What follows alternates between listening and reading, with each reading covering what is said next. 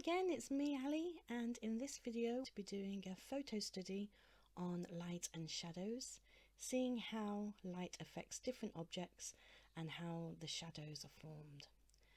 So we're going to start off and we're going to have a look at something called ambient light. So ambient light is the light that you can find within a picture that hasn't got a direct light source that's been set up. So ambient light is something like from the sun, or if you're in a room, it would be the ambient light from the ceiling, where a source of light would possibly be from a candle underneath or a lamp. So in this picture you can see we haven't got any ambient light going on. We've actually got just the source of light, so that light source from the lamp itself. So if we have a look at the next picture, we can see that the ambient light has been turned on, so that's the room light. So the whole room now is in light, but we still also have another source of light, which is the lamp. And you can see in the shadows on the wall that the lamp is creating a brightness in certain areas, whereas the ambient light is giving illumination to the whole piece. So ambient light can affect the depth of shadows that you see. It can lighten up a whole picture, or if it's a coloured light, it can change the tones of your whole picture, which we'll have a look at. So in this next picture we've got here, we can see we've got an ambient light as the room is in a lightness of the room, and the shadows aren't really dark black shadows.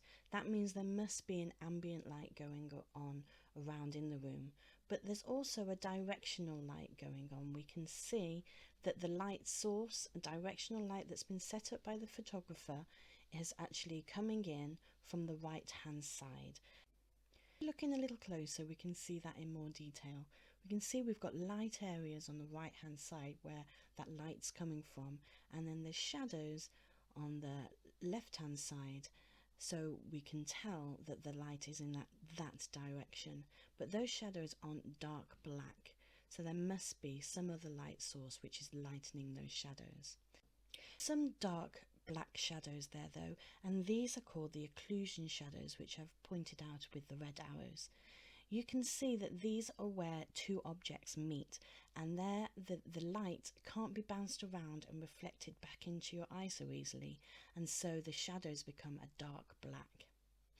In this picture you can also see something which is called reflected light. So reflected light is a light that's come from the light source, and the ambient light is reflecting off another surface, a light surface or a shiny surface, and then is lighting the shadowed area of the object. So in these next photos we're going to have a look at light colour and light intensity. In this photograph we can see that we've got a dull red tinge coming from those neon lights in that word arcade. And that red tinge has caused a red hue across the whole of the picture. But the shadows and the highlights aren't really clear and crisp because of the light intensity. The intensity from that neon light is just too low for clear shadows and highlights to be seen. Now if we compare this to this photograph, we can see that the light intensity is much higher in this. We've got clear highlighted areas and clear shadowed areas, but we've also got to think about how the light colour is affecting the object, the person that's in this picture. So we can see that we've got orange tones coming in from those lights on the side. We've got red tones coming in from those lights on the side, but we've also got a nice bright white light coming in from the left hand side. So all of those lights are going to affect what this lovely lady is going to appear within the photograph. So let's now have a think about shadows. I've done another video that is talking about the core shadows, or the object shadows that you see actually on the objects, which are caused by the change in the angle of the object itself towards the light source. This is different though now. We're going to think about the cast shadow. So a cast shadow is a shadow that's caused because the light is blocked, and the length and depth of and the angle of these cast shadows all depend on where the light source is coming from. So you can see in this picture the light source is the sun, and it's low in the sky, so the angle is very low, and so it forms really long shadows, long cast shadows.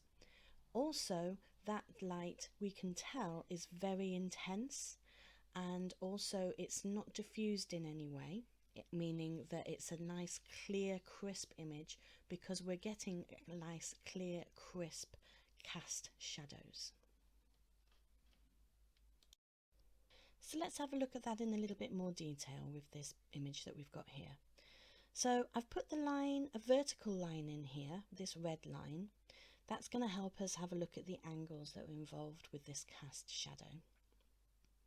I've also put in the blue line here, which is the direction of the light source. So we can see that the light source is coming directly from the left hand side, as it's producing a cast shadow directly on the right. Now I've put in the angle of the light source, and we can use this angle to determine where the edges of our cast shadows will be. You can see we can move that angle as long as we keep it parallel and make sure that it's the same each time. You can see that you can find, there we go, got the edge of this satsuma and the edge of this satsuma. And that's going to give you an idea of the shape and where that cast shadow will lie. So let's have a think about that with what would happen if we change the angle of our light source. So we'll have a look at the change in the direction in another picture, but in this one, if we change the angle, so thinking about it, if the light source was the sun, if we change the angle so that we made it higher in the sky, that means that the shadow is actually going to become much shorter. So I'm just going to move that in and show where the end of the shadow would be. So the end of the shadow would be where the green and the blue line are meeting.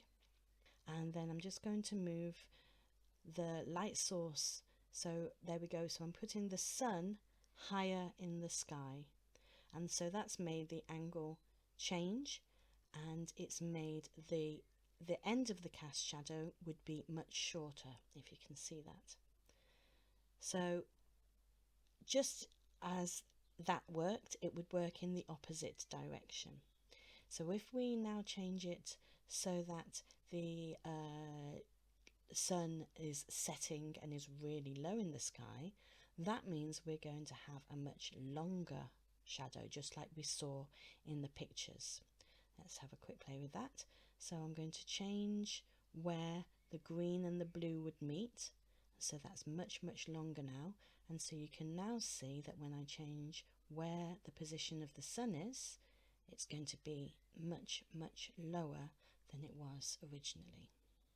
And that's what gives you the length of your shadows.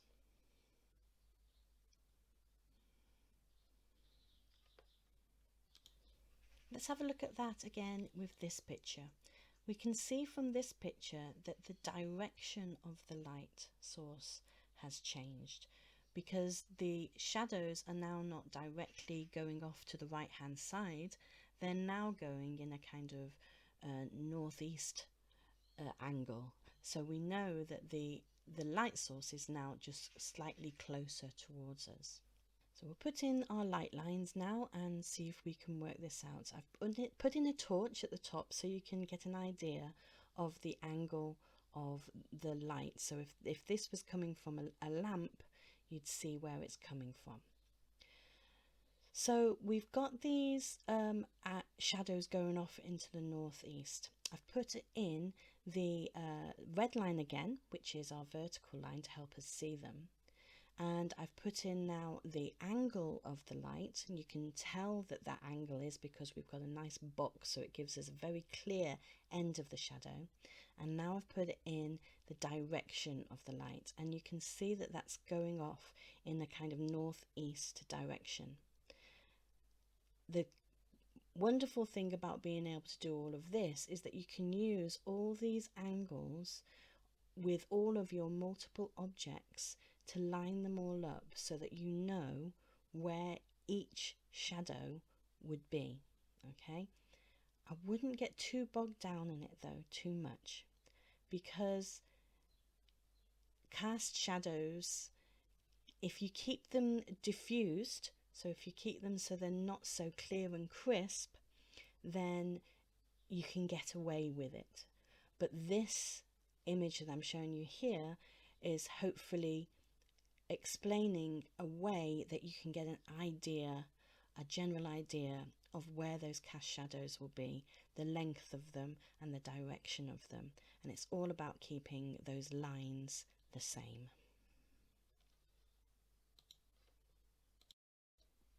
Talking of diffused light, we can see that in this next image. You can see that the shadows, the cast shadows, are not as crisp and clear as we've seen in the other images.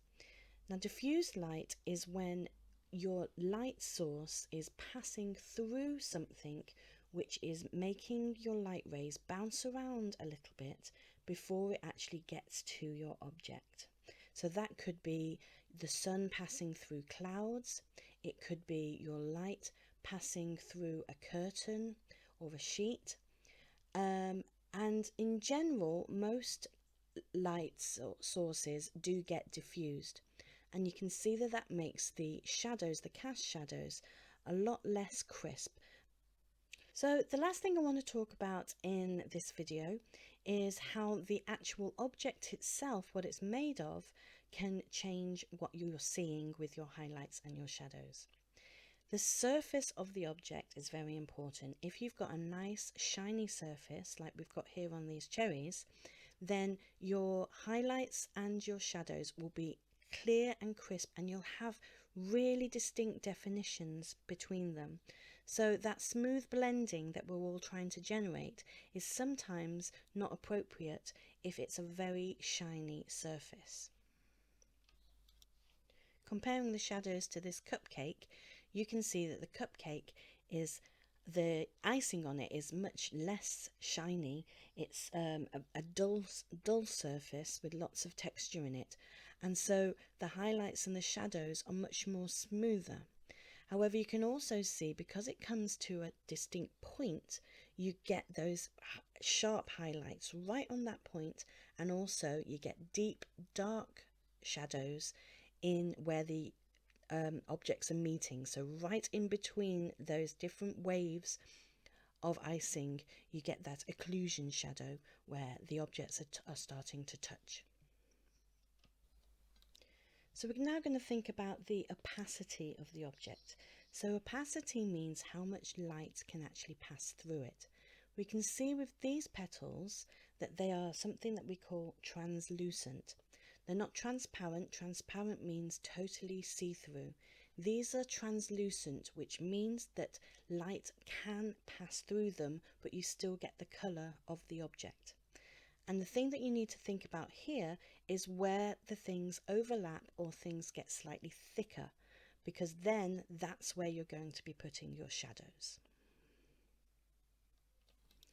We can see that again here with these leaves. So the light source is coming from behind the leaves, travelling through the leaves before it gets to our eye. So what we're looking at here is where things are overlapping, and that's blocking the light a bit more because it's thicker, where the veins are because that's thicker and doesn't allow the light to pass through, and that's where we'll be thinking about putting our shadows. So the opposite of translucent is opaque.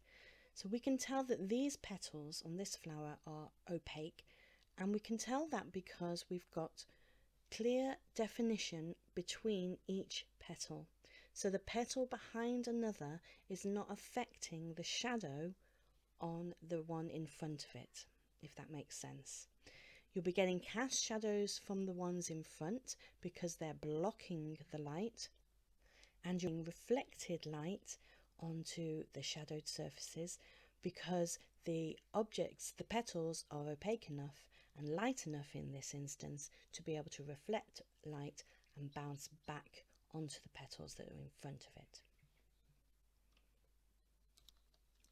So these next couple of images I'm going to show you are a bit of a higher level of understanding of light, and I'll be covering these in a future tutorial, but I just didn't want to miss them out for you to be able to think about.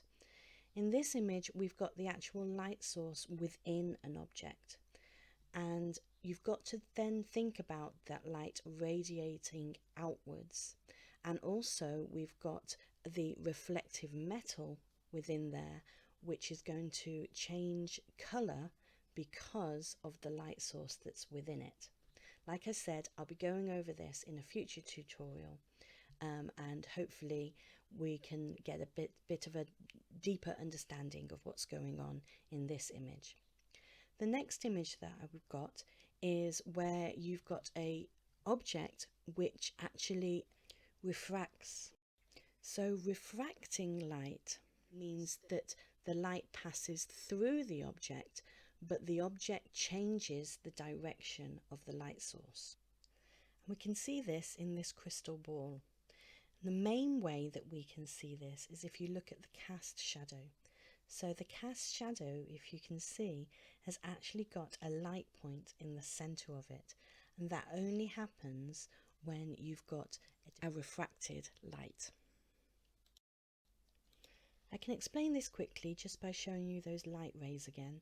So what I've put in is our direction of our source of our light. So our light rays are coming in to the top from the left hand side, and then when it reaches the curve on that sphere, it's actually going to travel through the object because it's made of glass. But because the object is a sphere, it doesn't go through in a straight line, it actually changes angle. You can see that with the refraction line put inside, and that creates this key point of light just on the right hand side near the bottom there. And then what happens then is as it exits, it splits out again. That's what causes that light spot right within the cast shadow. Go! If you've managed to sit through these videos that I've done about lights and shadows, well done. I hope that it's taken some of the confusion away of the different shadows, lights and highlights that occur and can affect what your objects and what your finished coloured image will look like. It's just things to think about, remember. Don't worry about getting it spot on perfect. It's just little things that you can do that can just make your colouring look just that little bit more realistic, and that little bit more give it a little bit more depth to it. So I'll join you in the next video, and we'll be colouring along this sphere together and having a go at seeing if we can get an idea of what all of this is going on. So thanks again, and I'll see you in the next one. Bye bye.